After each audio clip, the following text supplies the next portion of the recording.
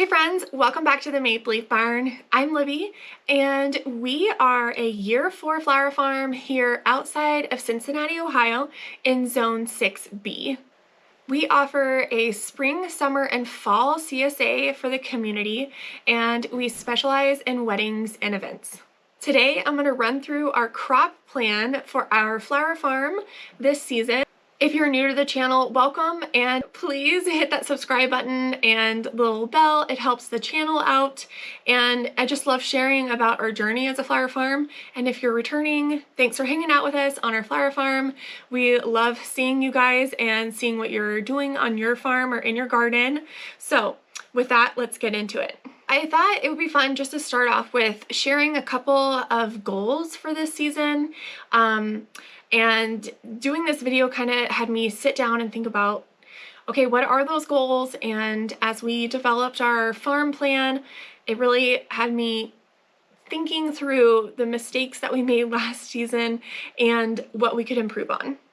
This season, I really wanted to create a robust crop plan so I could equip myself with the tools that I need to do a few things. One, I want to have continuous blooms throughout the spring, blending into summer, and then from summer blending into fall. Number two, I wanted to save myself a lot of laborious physical activity and a lot of time, especially when it comes to weeding and keeping up with those types of things, and then pest maintenance.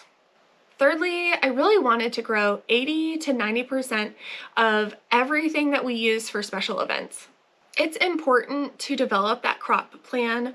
I've learned that from personal experience. It would have prevented me from having kind of this haphazardous sowing schedule and planting schedule. It also, just kind of would have helped prevent all the issues that we had with weeding and pest issues that we ran into last season. I really missed the ball on those planting schedules. And because of that, I also really kind of didn't have continuous blooms all season. And I really want to make sure that we stay on top of that. So this season we do have continuous blending of blooms, and that's really what has shaped our crop plan this season and where I'm really trying to focus my efforts. So I always want Drew to be involved with our crop planning because he's very analytical, detail-oriented, he's really good with spreadsheets, and I'm just the one over here that's like, I want the flowers! So he's a good complement to me in almost every way, but in this planning session especially. So he was able to put together this really great list and a schedule. From there, we went and labeled all the other beds that are not in the high tunnel. We gave them specific names so that it'll correlate to the list, and so that way we can really be very cognizant of where things are going and when they're going. And then from there, we separated those into two groups, the perennials and then the annuals. We broke down each bed and determined the percentage of how much of each of those beds we wanted for a type of flower. So say amaranth or cosmos, you get the idea. So that way we could figure out the percentage.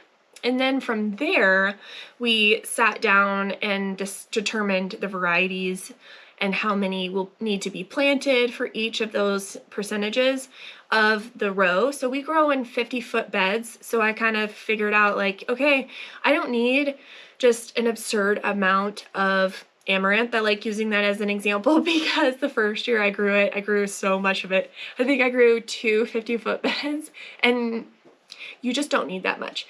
It's a very specifically used plant.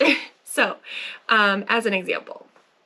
We also then included the information if we needed to use a succession planting, and then kind of try to add that in as we planned. Basically, this season, I really want to develop the farm into something I've picked up on and learned from watching videos or learning from Lisa Mason Ziegler and with the gardener's workshop. One thing she does is she has a perennial garden, she has a cool hardy annual garden, and then she has a normal kind of summer annual garden.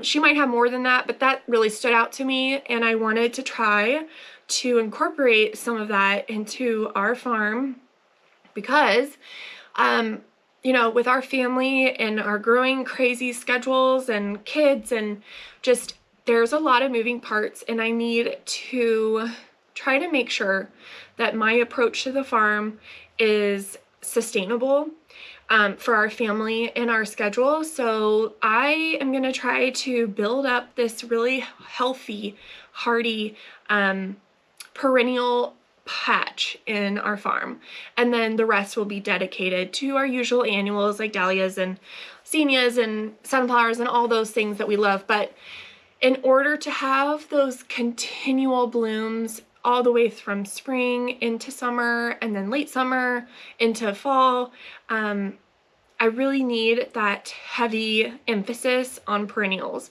I feel like a lot of gardeners, a lot of farmers can struggle with that awkward time and late May into June when every annual is starting to grow and you're thinking, okay, there's nothing out there ready to harvest because it's all kind of growing and they're babies and they're not ready. So I ran into that last year because I didn't keep to my schedule and I didn't have very many perennials. And then this year I really want to really focus on that. So that's the main kind of underlying takeaway from our crop plan.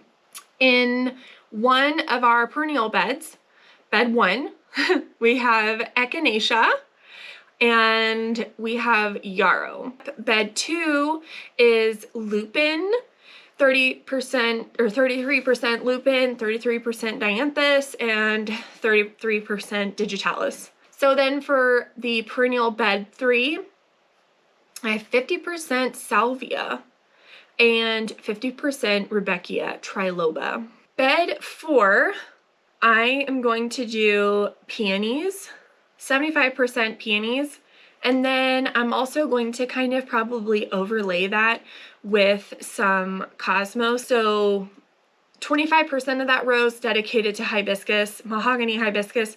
That is not a perennial in our area or really anywhere, but I ran out of space, so I put it there. So then in bed 5 is our pumpkin arch. We're also going to do peonies in that row, kind of with the pumpkins, and I will also include probably the cosmos sprinkled on top of that peony row as well. The high tunnel actually was the most thought through process because we have these different schedules, and long term trying to extend our season from spring, early spring, and then also extending it into fall. In the high tunnel, we have a full 50-foot row dedicated from January to June to ranunculus. The second row dedicated to snapdragons and Iceland poppies.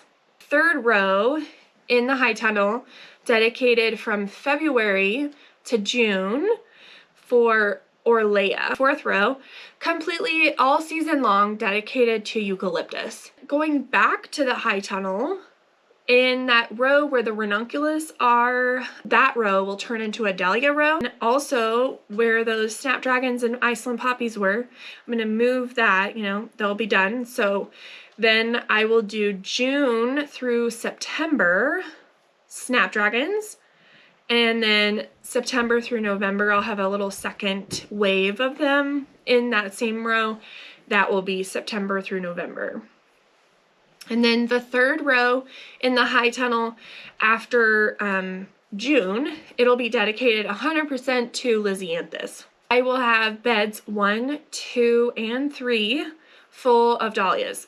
In beds 4, I will have a sunflower row completely dedicated to sunflowers, and in bed 5 I'm basically sharing equal parts 14% of the bed dedicated to lace flower, scabiosa, clarkia, cress, nigella, stock, and gumfrena. So in bed 6, I have celosia, amaranth, statice, alyssum. Nope, not alyssum, just statice. Okay. For bed 7, from May through, let's see, August, I've dedicated it to zinnias. And then from August through November, I've dedicated it to alyssum. Yeah, so that's pretty much our plan for this year.